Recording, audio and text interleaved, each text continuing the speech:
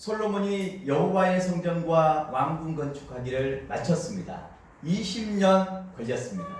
꽤 오랜 시간이죠. 20년 걸쳐서 많은 일꾼들이 동원되었습니다. 많은 사람들이 긴 시간 동안 헌신하게 된 겁니다. 수고한 사람이 있었기 때문에 가능했던 것입니다. 성경에 다 기록하지 않았지만 그 숫자만 나왔지만 그 한 사람 한 사람들이 수고하고 헌신했기 때문에 솔로몬 성전이 완공될 수 있었습니다. 그리고 그 성전을 하나님께 봉헌했을 때 이후에 솔로몬이 하나님께 7가지의 기도를 드립니다. 그 7가지의 기도를 드렸을 때 하나님이 솔로몬에게 찾아오십니다. 두 번째, 하나님이 직접 솔로몬을 찾아와 주셔서 말씀해 주셨어요. 그러면서 그 솔로몬에게 만일이라는 그 이야기를 하시면서 너가 그 다윗이 행한 것처럼 행하면 하나님을 잘 섬기고 또 그 말씀을 청종해서 그 언약의 말씀을 지키면 왕위가 끊어지지 않을 것이다. 영원히 견고하게 설 것이다. 라고 말씀하시고요. 또 만약에 그렇게 하지 않으면, 지키지 않으면 온 백성의 속담거리와 이야기거리가 되고 비웃음이 될 것이다 라고 말하죠.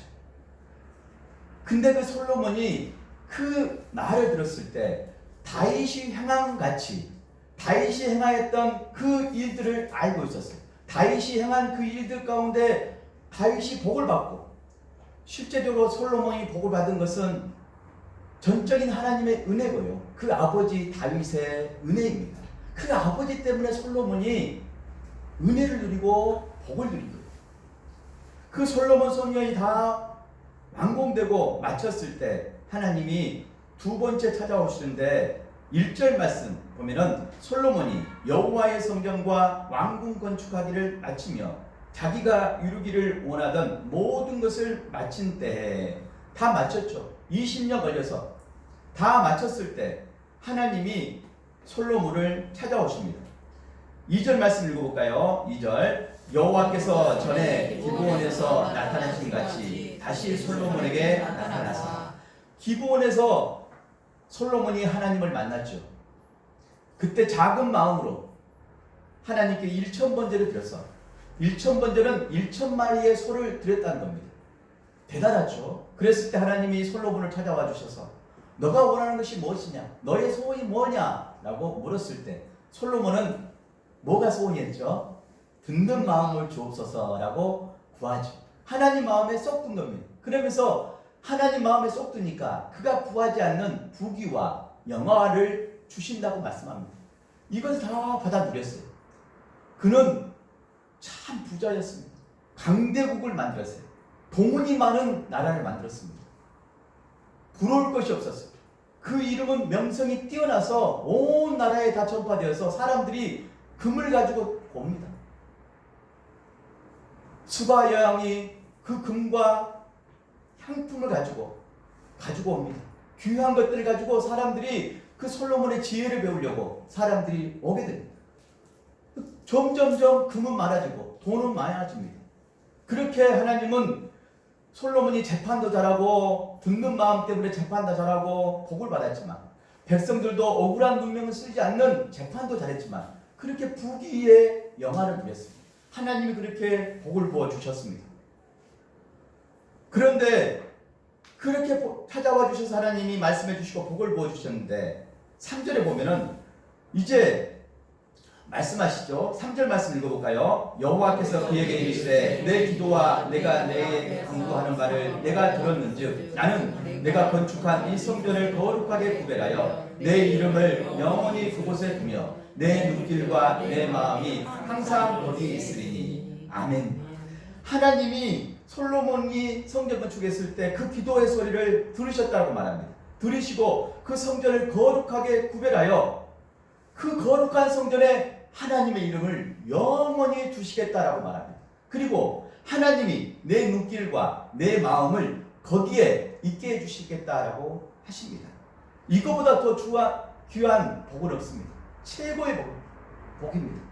하나님이 항상 눈길과 그 마음으로 그 성전에 있겠다고 하니까 그 아버지 하나님이 그 자녀들이 기뻐하면 예배를 잘 드리고 섬기고 또 신실하게 기도하고 정직하게 살아낸 삶이 있다면 그 아버지 하나님이 그 눈길을 주시기 때문에 그 마음이 있기 때문에 따뜻하게 복을 부어주시지 않겠습니까? 이보다 더 큰 약속은 없습니다. 이거 지키면 이렇게 되면 그 나라는 견고해지고요, 영원해지고 또 그 나라들 백성들 가운데 하나님을 섬기면서 자자손손 복을 받게 됩니다. 하나님이 이렇게 약속해 주셨어요. 이런 약속을 해 주셨습니다. 나라가 부강해지면서 영화를 누리면서 하나님을 잘 섬겼다면 얼마나 하나님이 기뻐하셨을까요? 그 나라를 통해서 주변 나라의 이방인들 가운데 하나님의 명성이 전파돼서 하나님의 귀한 그 명성이 전파돼서 물이 바다 덮음같이 하나님의 영광이 온 땅에 가득했을 겁니다.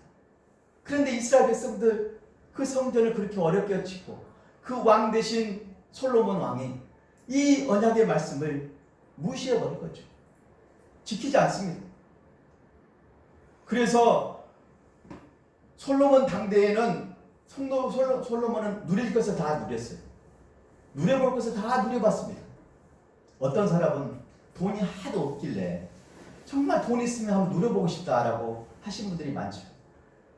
그게 간절한 소망이죠. 그러죠. 정말 돈 있으면 누려보고 싶고 그러잖아요. 그게 꿈이에요. 그런데 중요한 것은 그 풍성한 누림을 갖되 그 누림의 삶을 흘러보내야 됩니다. 솔로몬은 이후에 나오지만 그 풍성한 것들 다 누렸어요. 누리지 못한 것이 하나도 없습니다. 자기 아내도 천명이에요. 금이 얼마나 넘쳐났는가, 그 금을 간수할 데가 없습니다. 총 금이, 그 들어온 금이 666달란트라고 말합니다. 그렇게 많은 금들이 들어왔어요. 그 금의 합계가 보면은 한번 봐볼까요? 솔로몬은 배를 직접 만들었습니다. 그래서 해상 무역을 했어요. 무역을 하게 된 겁니다. 9장 26절 보면은 9장 26절 보면 솔로몬 왕이 에돔 땅 홍해 물가에 엘론 근처 에시온 개발에서 배들을 지은지라. 배들을 만들었어요. 배를 만들어서 해상 무역을 하게 된 겁니다. 그러면서 이 배를 히람에게 띄웠더니 그 히람이 그들이 오빌에서 금 420달란트를 가지고 온 거예요. 그 배에 싣고 솔로몬 왕에게 가져오게 된 겁니다. 그 배에서 420달란트 금을 싣고 들어오게 된 거예요. 얼마나 큰 금인지 몰라요.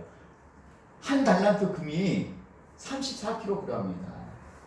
그러면 420달란트면 얼마나 무거운 금인지 모릅니다.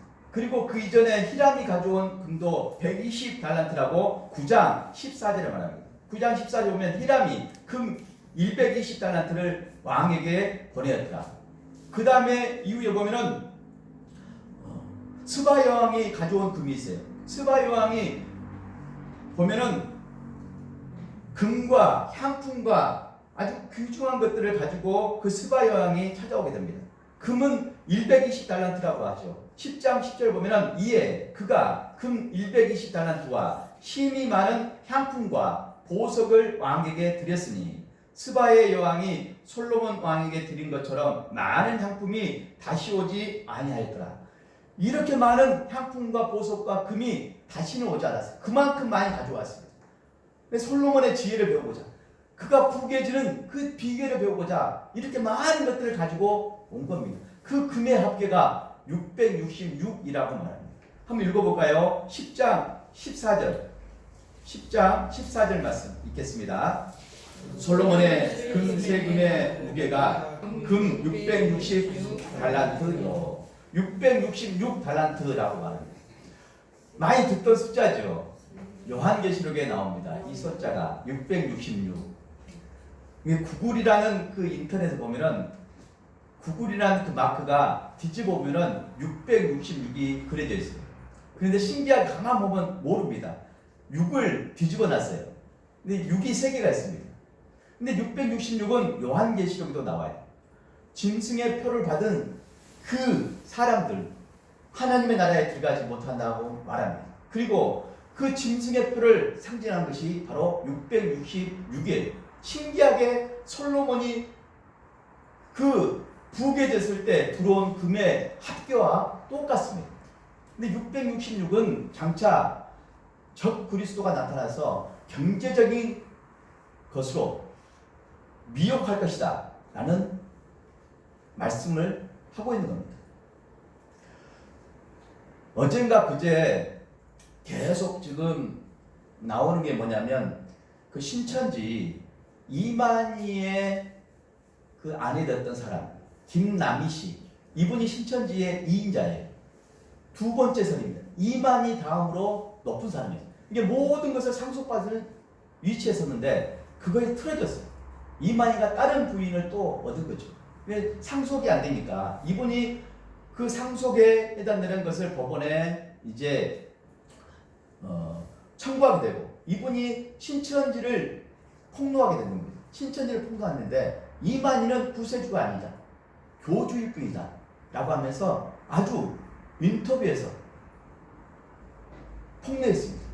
이만희가 교주라고 폭로했어요. 신비성 있잖아요, 그 2인자가. 근데 장차 적그리스도가 어떤 사람이 될까? 이만희보다, 그 교주보다 더 힘이 있는 사람이에요. 모든 경제적인 것을 가지고 그 경제적인 것에 따르지 않으면 짐승의 표를 받게 하는 거예요. 그리고 그 적그리스도가 경제적인 것을 가지고 있기 때문에 경배하지 않으면, 숭배하지 않으면 경제적인 것들을 추구하지 못하게끔 가지고 있는 막강한 힘을 가지고 있는 사람일 것이다. 그래서 사람들은 그 돈, 경제이기 때문에 미혹이 돼서 예수 그리스도를 배반하고 떠날 것이다 라고 하는 겁니다. 마지막 때까지 믿음을 지키는 사람, 고난이 와도 그 믿음을 끝까지 견디고 지키는 사람이 복을 받게 되고 구원을 받게 된다라고 말하는 거예요. 그런데 신기하게 그 적그리스도 상징하는 666 그 짐승의 표가 솔로몬 금이 들어온 그 숫자와 똑같아요. 솔로몬이 662 금 때문에 망합니다. 이 돈 때문에 망해요. 솔로몬은 부귀 영화 다 누렸는데 이 돈이 들어오면서 무엇을 했느냐, 돈 가지고. 이 돈이 많아지니까 이제 솔로몬 성전을 지었는데 그 옆에다가 산당을 지습니다. 산당을 지어서 자기 아내들이 한 명 한 명 이방난에서 들어옵니다. 두로에서 오고 시돌에서 오고 그렇게 자기 아내들 청해서 그 결혼은 더 국가를 부강하기 위해서 그런 목적으로 그렇게 하죠. 욕심이 끝이 없습니다.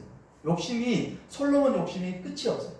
나라가 부강해지면 그때 하나님을 잘 섬겨야 되는데 더 부강해지려고 계속 그 아내들을 정략 결혼하면서 그 아내들이 가져온 신을 모셔야 되잖아요.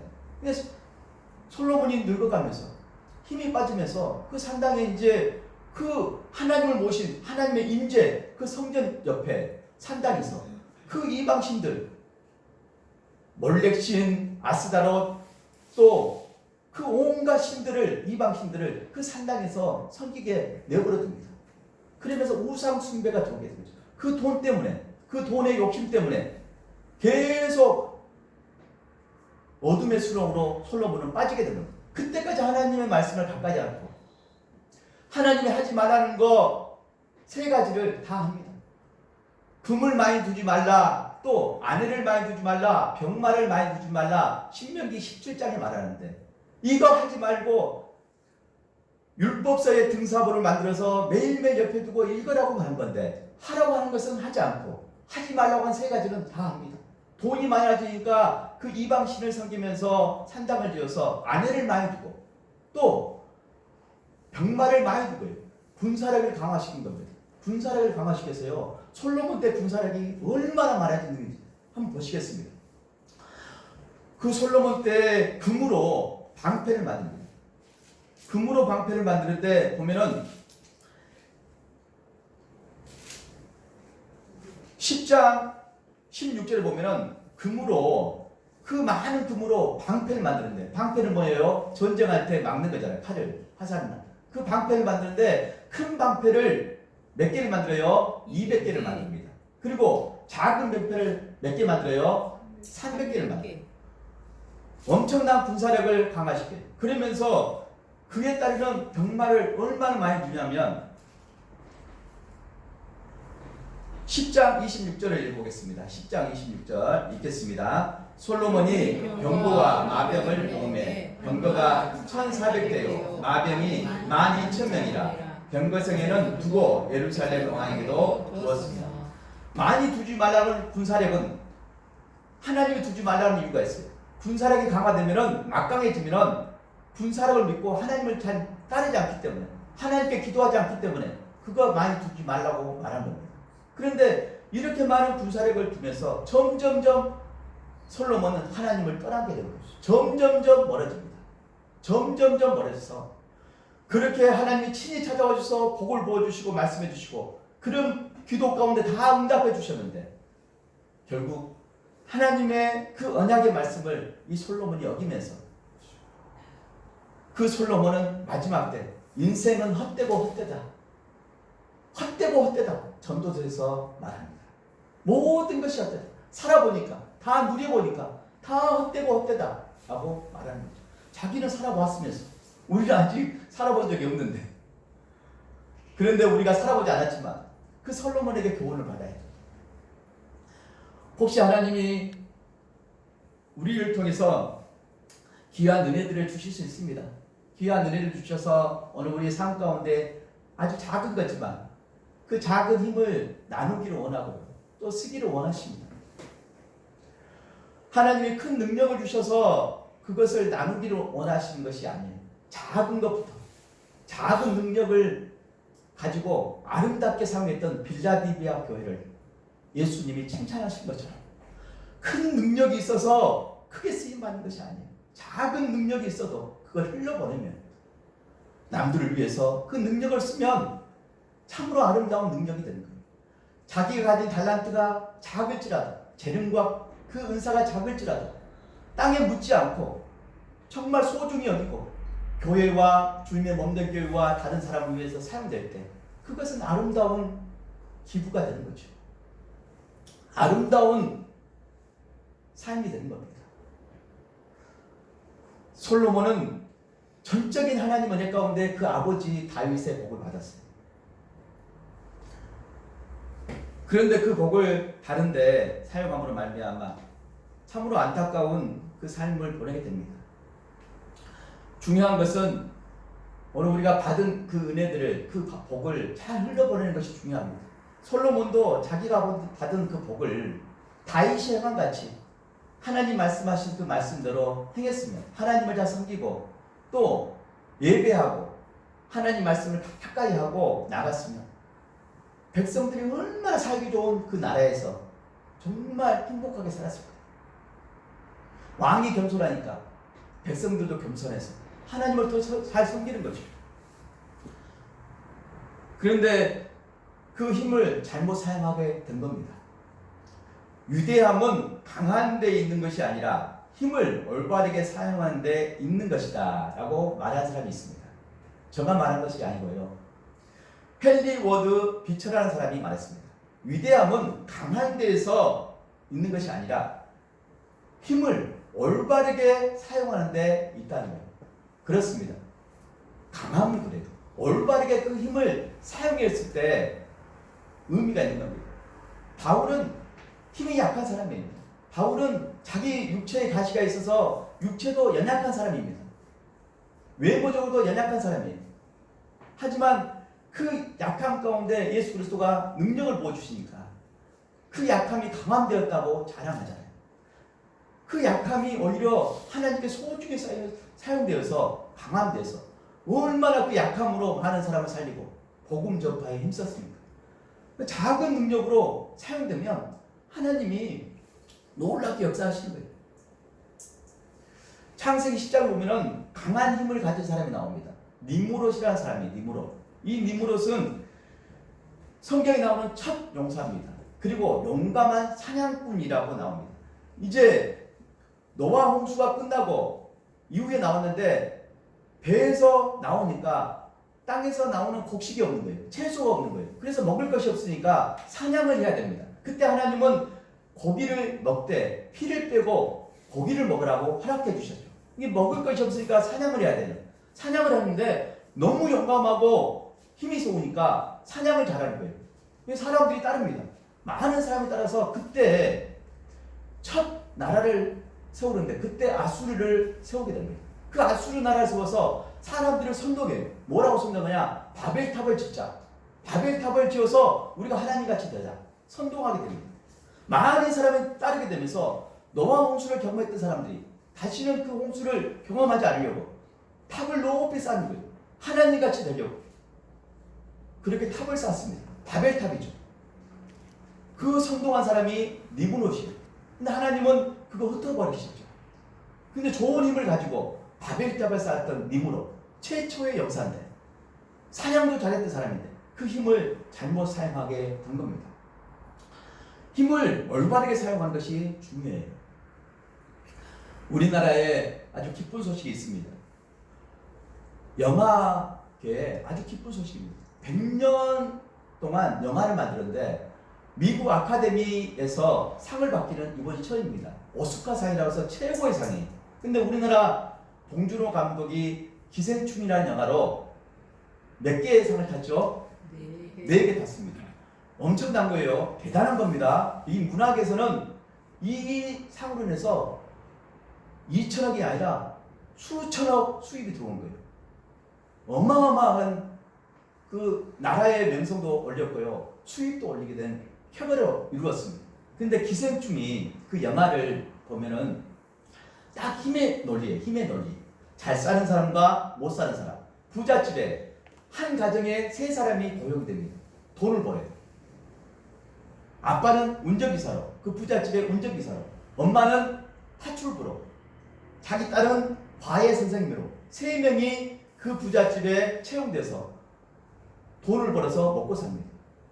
부자와 가난한 사람의 이야기인데 그 가난한 사람이 자기 엄마를 파출부로 고용하려고 그 이전의 파출부를 밀어냅니다.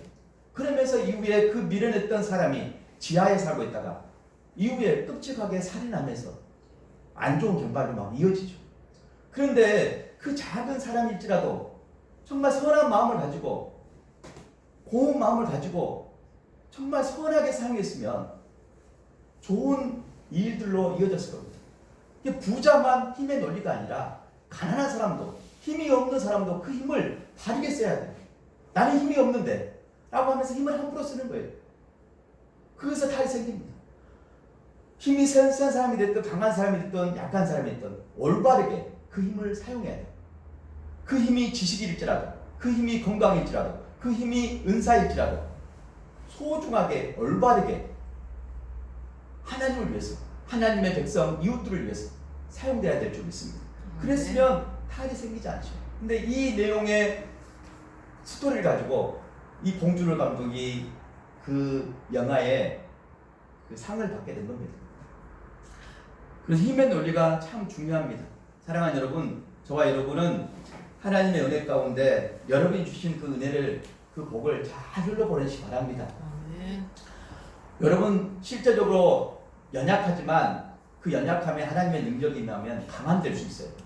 우리가 건강하지 않지만 하나님의 은혜가 임하면 하나님의 말씀이 임하면 우리가 건강해질 수 있습니다.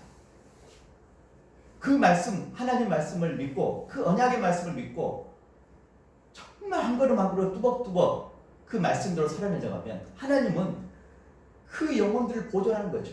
그 나라를 보존합니다. 열방을 보존합니다. 하지만 하나님께 돌아오지 않고 하나님의 창조 질서를 거부하고 하나님께 불순종하고 불신하는 가운데 하나님이 심판하는 역사들이에요. 믿는 사람도 하나님 앞에 자녀로 살아갈 때 돈을 좋아하고 돈을 싫어하는 사람이 누가 있습니까? 하지만 그 돈은 꼭 필요한 거예요. 우리가 경제적인 활동을 잘해서 돈을 잘 모으는 것이 중요합니다. 그 경제적인 활동을 잘해야 돼요. 경제적인 활동도 못하고 살면 안 됩니다. 그런데 그렇게 경제적인 활동을 가지고 우리가 살 때 정말 규모 있게 잘 살아야 돼. 그 규모 있게 산다는 건 뭐냐면 그 돈에 노예가 되면 안 됩니다. 하나님은 그 돈을 주기 위해서 그 영혼을 사랑하는 것이 아니에요. 그 영혼을 사랑하기 때문에 돈을 주시는 거예요. 그런데 돈이 많아지면 돈을 사랑합니다. 그 돈에 관련된 것을 좋아해요. 그래서 하나님을 점점 떠나게 되는 거예요. 점점 멀어지게 되는 겁니다. 그 주신 복을 생각하고 하나님을 더 섬기면 하나님이 그 복을 통해서 흘러보내면 복의 충도가 돼서 많은 사람을 살리게 되고 영향력 있는 사람이 되고 정말 그 힘을 값지게 사용하는 사람들이 되는 겁니다. 부자만 돈을 잘 쓰라는 법이 없어요. 오늘 내가 하나님의 일 가운데 신실하게 하나님의 그 받은 복을 잘 간수하고 또 감사하게 여기고 잘 흘려보낼 수 있는 저와 여러분 모두가 되기를 간절히 소망합니다. 아멘. 솔로몬이 다윗이 행한 그 일 가운데 그 말씀을 기억했으면 그 인생이 달라졌을 겁니다. 하지만 솔로몬을 통해서 이후에 그 아들 세대에서 나라가 분열되고 그 이후에는 나라가 아예 멸망당합니다. 멸망당합니다. 나수르에게 북이스라엘 멸망당하고 바벨론에게 남유다가 멸망당합니다. 나라를 잃어버려요. 나라가 없으면 서럽습니다. 정말 비참해집니다. 나라가 소중한 거예요. 그런 결정적인 원인을 제공한 사람이 지혜의 왕, 평화의 왕 솔로몬이었던 거죠. 솔로몬도 말씀을 따라니까 그렇게 변질되게 된 겁니다. 그 말씀대로 언약이 이루어진 거 보게 됩니다. 하나님이 우리에게 혹시나 복을 주시고 또 은혜를 주시는 그 가운데 그것을 누릴 때 풍성한 삶을 누리고 그 누리는 삶을 흘러보내기를 간절히 소망합니다. 그래서 디모데후서 6장 17절 이하의 말씀에 이렇게 말합니다. 내가 이 세대에서 부한 자들을 명하여 마음을 높이지 말고 정함이 없는 재물에 소망을 두지 말고 오직 우리에게 모든 것을 후히 주사 누리게 하시는 하나님께 두며 선을 행하고 선한 사업을 많이 하고 나누어 주기를 좋아하며 너그러운 자가 되게 하라 라고 말씀합니다. 하나님의 은혜 가운데 후히 주사 누리게 하시는 그 하나님이 우리에게 복을 주실 때 선한 일을 해라고 말합니다. 선한 사업을 많이 하라고 말합니다. 나누어 주기를 좋아하고 너그러운 자가 되라 라고 말씀합니다. 이 은혜를 지금부터 꿈꾸고 나가야 돼요. 그래야지만 혹시나 하나님이 우리에게 엄청난 부를 주실 때 그 부의 통로가 되는 겁니다. 그 축복의 통로가 되는 거예요. 하나님이 우리를 높여주실 때 그 위치에 복의 통로가 되는 겁니다. 마치 그 에스더처럼 에스더가 왕비에 올랐을 때 모르드게가 나라를 빼앗길 그 위기에 처했을 때 하만에 의해서 나라가 빼앗길 위기에 처했을 때 그때 그 에스더에게 말했을 때 에스더가 금식하면서 나갈 때 그 모르드게가 말했을 때 그 에스더가 이때를 위함이 아니니까 라고 말하잖아요. 이때를 위함이 아니니까. 그래서 그 에스더가 정말 하나님 앞에 나가고 기도하면서 나라를 살리잖아요. 그 멸망당할 위기에서 나라를 건지잖아요. 그 나라를 건졌다고 해서 지키는 절기가 불임절입니다. 그렇듯이 오늘 우리가 하나님 앞에 귀한 은혜들 가운데 우리 교회는 참 이런 분들이 많은데 우리가 이렇게 처음부터 나갔으면 좋겠습니다. 저도 처음부터 교회를 꿈꾸고 나갈 때 하나님의 교회를 꿈꾸고 나갈 때 처음부터 해보는 겁니다. 처음부터 다 해보는 겁니다. 그래서 이후에 정말 하나님이 축복을 주셨을 때 복을 주셨을 때 정말 변질되지 않고 말씀을 떠나지 않고 그 복 때문에 하나님을 멀리하지 않고 온전히 흘려보낼 수 있는 그 마음의 상태로 가는 거죠. 근데 내 마음을 믿을 수가 없는 거예요. 끊임없이 하나님 앞에 내 마음을 두고 기도하고 말씀에 의지하고 말씀을 사랑하고 말씀을 따를 때 그런 삶을 살아게 될 줄 믿습니다. 사랑하는 여러분, 오늘 구하시 바랍니다. 멋지게 구하시 바랍니다. 그렇게 기도하시 바랍니다. 하나님 마음에 쏙 들게 기도하시 바랍니다. 하나님 구하지 않는 것까지 다 여러분에게 복으로 채워주실 줄 믿습니다. 그리고 그 복을 늘 헤아리면서 존귀한 삶 가운데 참으로 하나님의 영광이 가리지 않게끔 흘러보내는 존귀한 삶을 저와 여러분 모두가 살아내기를 축복합니다. 아멘. 기도하시겠습니다.